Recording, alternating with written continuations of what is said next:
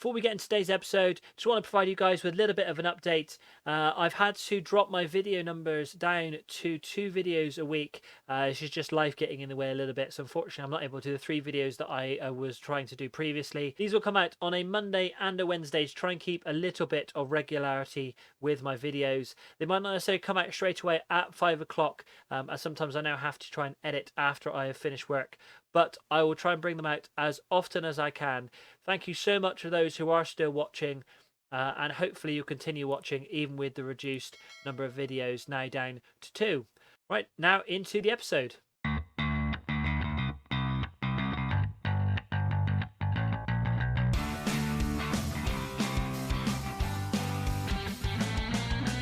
Hey guys, and welcome to episode 24 of One Team, One Dream, Into the Woods. My name is James, and on today's episode, we have the summary of our summer transfer window, plus we have our first game of the season in the Carabao Cup first round as we face off against fellow League Two side Plymouth. And boy, does it feel good to say that.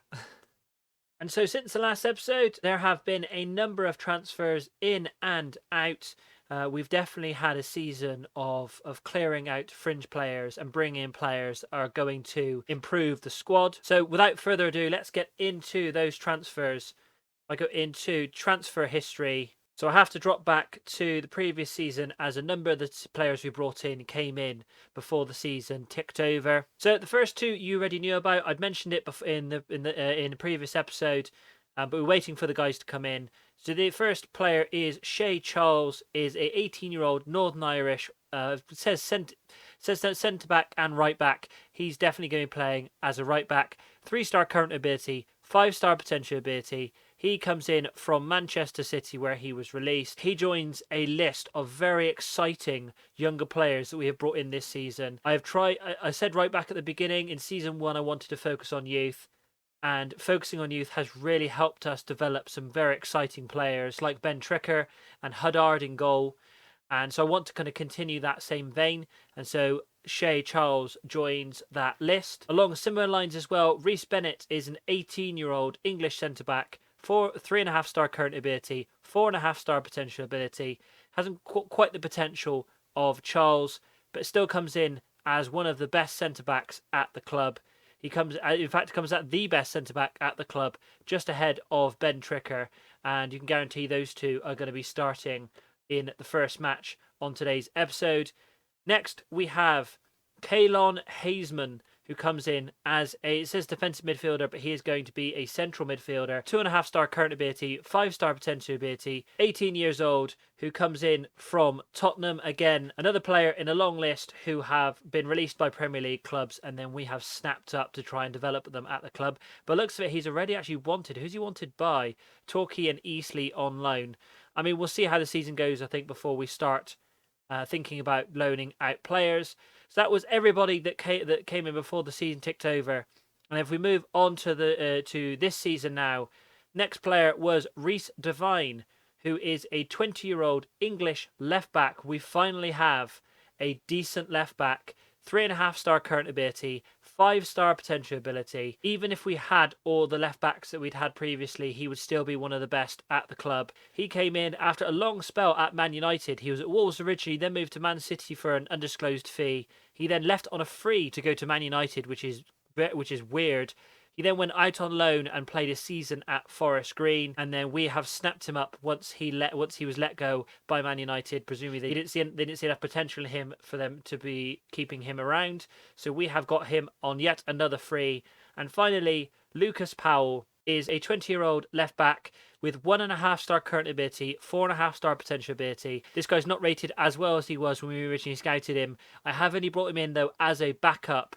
So I'm not as concerned about this. He has time to develop. The fact that he is 20 years old, though, and only has 1.5-star current ability probably is more of a concern than anything else. It may also be the fact that when he was originally scouted, we were still classed as the National League. And I have seen that across a number of players, that we have now seen a drop in our star ratings, as you'd expect when you move up into a higher league. So only a few players that came in. all players, though, I specifically selected and players I think are improving the squad. In terms of outs, we haven't sold anybody, but we have let 4 players go out on loan. Watson, Sol, Baggeridge, and Zach, the last of which you haven't met yet. He was a player down in the under-18s. But the other 3 have wanted an opportunity to go out. Baggeridge and Watson hopefully going to go out and develop. Sol, I didn't really want to push out on loan, but he was insistent, so I let him go out to hopefully get some experience. We're also making a fee on all of those as well as them taking their wages. So that is a bonus as well. Now, one thing we did do, though, is see a lot of released players. So here is the list of released players. We knew about a few of them already. Fifield has left, 33 years old. He hasn't quite found a club yet, so it'd be interesting to see whether he sticks around or whether he retires. Angol has left as well. Already has found a new place at Woking, back down in the National League. Milo Hall has also left. His potential dropped quite dramatically. He came in originally having 5-star potential, and he's never quite reached the peak that we wanted him to, especially the fact he is now 22 years old. Kuyar, this is probably the one that surprised me the most. He in our first season, he was tipped as signing of the season. Again, didn't ever really developed or spent as much time in the squad as I would have liked in the second season. There were players teams that did want him, and actually there are still teams that want him. He's wanted by 12 clubs, so there is a good chance that he is still going to find somewhere with a mix of National League teams and League 2 sides. Hopefully with the League 2 sides on there. That doesn't say the fact that we've made a mistake there, but lets him go nonetheless. Femi has also gone. He was very much a good utilitarian player that we could bring on at centre-back or mainly at left-back. We brought him on as a backup. He hasn't quite found a club yet, but has a number of clubs who I believe are all going to be a mix of League 2, surprisingly League 2, but National League and National League North sides are looking for him. And finally, David Connolly also left. I don't think we actually ever saw anything from David Connolly. He spent a lot of the time in the under-18s and didn't have the potential to break into the first team squad, so we let him go when his contract ran out, but he has found a place at Brackley. Now, finally, it's not necessarily at the top of everyone's excitement lists. However, there has been some interesting staff intakes over the summer. We have brought in a number, including we now have a performance analyst. We've replaced our director of football. But however, you can see a name you probably recognise. We have brought in a new head of youth development. Welcome back to Boreham Wood, Mark Ricketts. He was away from the club for about a year while we had a previous head of youth development. However, when a contract was due in the summer, I had a little bit of a pondering of whether we keep the head of youth development or not. Mark Ricketts' name just kept cropping up into my head as somebody I wanted to try and bring in. And Mark Ricketts isn't any worse than the previous guy we had, so I let that guy go. We brought in Mark Ricketts, so both Tom Champion and Mark Ricketts are at the club, and Tom Champion has in fact signed a new contract as well to stay at the club for a little bit longer, and is also on a coaching course. So I like the idea of these two developing with the club, and hopefully will be here for a few years yet to come. So as you can see, we haven't actually spent any money on players, but we have obviously brought in a number of them. We've also tied down most of the players that I would want to for at least a couple more years. So looking at this, the balance isn't great. However, we do appear to be making profit so far this season. This would mainly be around things like season tickets and stuff, so that's only going to be once a year. But TV revenue will hopefully be a bit of a nice boost this season as well. As you can see, we have almost £29,000 as a wage budget. We're only currently spending £25,000, so we've still got a little bit of wage budget to bring in a few more players, and I definitely will be, because as much as we have developed the squad, I still think there are places for improvement. So if we go on the team report, if we look at squad depth, and if we move up to 3-star current ability, this is likely to be the formation that we're going to be using this season, but also the starting 11. So if we start at the back, the goalkeeper is an area that I was looking at developing. However, if I do drop down to 2-star, we do have Huddard and Parks. Huddard dropped a little bit in star ratings when we moved up to League 2. However, I still feel he can do a job for us, so I'm going to give him the opportunity at the back. In terms of left back, we have Devine. At the centre back, we have Bennett, Tricker, and then Tizard, because Charles is our right back, along with Daniel and then Ben Winter as his backup as well. In central midfield, this is where we have an array of players and abilities in here. So we have Adebayo, Iqbal, Mundle, McDonnell, Robson, Lewis, and Hazeman, all who can play central midfield. More likely, Lewis and Robson will be fighting for the attacking midfield spot, with Iqbal playing out on the left. So it likely to be Adebayo and McDonnell as the starting players, with Mundle fighting in for that spot there, and Hazeman hopefully developing into be another option at central midfield. Then on the left we have Iqbal. Thomas can play out there as well as Fagan in attacking midfield. Iqbal again, Mundle, Lewis. Thomas is likely, though, to be Robson and Lewis that are going to be fighting out for that spot. Maybe Mundle as well as a good utilitarian option between the two. And then we've got Thomas out wide on the right, along with Devine, who can also play in attacking midfield as well. Maybe bringing in another option out there, but we do still have Billy Williams and we have Mellor, all of which can play out on that side as well. So we have a couple of options, and also we have Baggeridge and Watson, who are out on loan, who we can bring back in if we need to. And then finally up front, this is the area where really we haven't actually had to bring anyone in at all because of the options we had already at the club. So we have Fagan, who is now going to be our star striker. Colehurst, who has surprisingly now dropped down to 3-star potential ability and 2.5-star current ability, so he now becomes Fagan's backup. However, we have McKinnon and Mellor at the club as well. We also do have a couple of trialists there, but it's unlikely we're going to take any on. For a little bit of clarity, I actually use the trialist options as a way of scouting players for free. Little tip for those there who are just starting to play FM. And so with all of that, let's get into the first match of the season, and I'll be able to introduce you to the starting 11. And in a brand new formation, we are now going to trial for the start of the season. We're going to try a 4-2-3-1 with a vertical tiki-taka style. We do still have the 4-3-1-2 that we were playing last season, but I'll probably only revert to that if we are desperate for goals and we feel we need to bring on a second striker, or if we start to have a few injury problems with our wingers and we need to switch to a more narrow formation. But this is the team that is going to start today. Huddard in goal, a back four of Devine, Bennett, Tricker and Charles, trying not to be too worried the fact that we have 3 debuts in the back four. McDonnell and Adebayo in central midfield, Iqbal, Lewis and Thomas as the attacking 3. And I've just noticed that Colehurst is on the field because, if I now remember, Fagan is injured. He is still injured. He is back in a couple of days, so he is out for the time being. So Colehurst has come in and McKinnon comes up onto the bench. So let's get into the match. I honestly have no idea what to expect from this. We did play a number of pre-season games, including we faced Oldham, who are in League One, and we actually managed to win that game. So that was quite exciting. But really, I take pre-season games with a pinch of salt, as no team really is playing their full strength side during pre-season. However, the game says that apparently we are favourites to win this and should be winning it comfortably. So I'm going to say, as we're playing at home, pump the fists. Let's give the fans a performance they're expecting of us here. Go out and hopefully start the season with a bang. One thing I did just notice at the beginning as well is I noticed that the stadium that is now, the stand that is now actually facing the camera has seats in it, whereas last year it had standing, and that was part of our development I mentioned at the end of last season, where we've gone up to, I think it was around 5,000 now in the stadium. But the first highlight of the game on 17 minutes, and Plymouth have the ball, looking to bring it forward, try and develop their first opportunity in the game. Goodwin outside, whipped into the centre. I've just noted Shamanga is up front for Plymouth. I forgot he was actually was he at Plymouth? I don't remember him going to Plymouth, but Shamanga is in there. Kabongo Shamanga scores against his former club.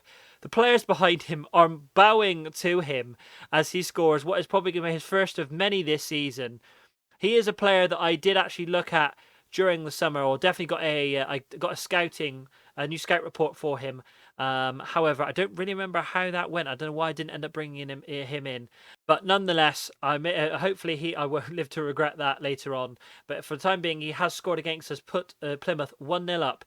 And I'm already thinking the fact that we need to go to a positive mentality, as we've only had 1 shot on target, or at the time we only had 1 shot on target. We've now gone up to 3. But we really now need to start to push forward. And coming into half-time, we are 1-0 down. It is only in the cup, but based on our XG there, we really should be ahead in this game. And it's disappointing the fact that yet from another set piece, and we're carrying on the same problems we had last season. But on the flip side, we did win the title. So I can't really complain too much about last season. However, I am going to point the finger and not thrash my arms. I expect to see much better in the second half. I know this is a new formation, a new tactical style compared with what we were playing last season, but it did seem to work quite well during the summer. So I'm hoping that it's just going to take time for the guys to bed in with the new tactic. But on 60 minutes, Thomas is struggling. So I think I'm going to look to take him off. He's hampered by injury. He's got a potential groin injury. Now, the question is, do I switch? Right, this is not me abandoning the tactic already, but let's switch to a 4-2-3-1. Let's push Iqbal back there, swap them over. Let's take Thomas off, bring on McKinnon, and switch him to that deep lying forward position. Let's go on the attack as well. And hopefully the familiarity of this formation will push us forward to being able to equalising in this match. Bizarrely, something I have just noticed is the back four we're playing really well. All of them had a green 7 rating, but they just switched as I said that because the fact I was talking about it. I'm going to demand more. Just almost 70 minutes, but Plymouth have the ball here, looking to bring it forward. De Silva out to Shonibert. Is that Shonibert? Comes into the centre. Is that a penalty? We've given away a penalty. I didn't see who that was, but if I presume it's going to be Shamanga, it is. Is Shamanga going to score a second? He does. Scores his second. Plymouth second. And I think that is pretty much us for today. If we've come into this match as the favourites and have completely rolled over. I mean, I made a joke in the intro about how long my positivity was going to last. It's not even lasted the first match. It is very concerning if we've not even managed to survive this first game. And with 10 minutes left to play, everyone in the attacking half of the field has completely dropped off. Colehurst is on a 6.1. I haven't got anybody to even bring on for him. I mean, this is not going to be healthy for me to have to do this, but I'm going to switch it round yet again. Let's push Iqbal back out wide. Let's take Colehurst off. Bring on Billy Williams. In fact, I'm going to put Iqbal in the centre. And then bring on Robson on that far side. Play him as the inverted winger. I am going to move to an attacking mentality like we did with the other formation.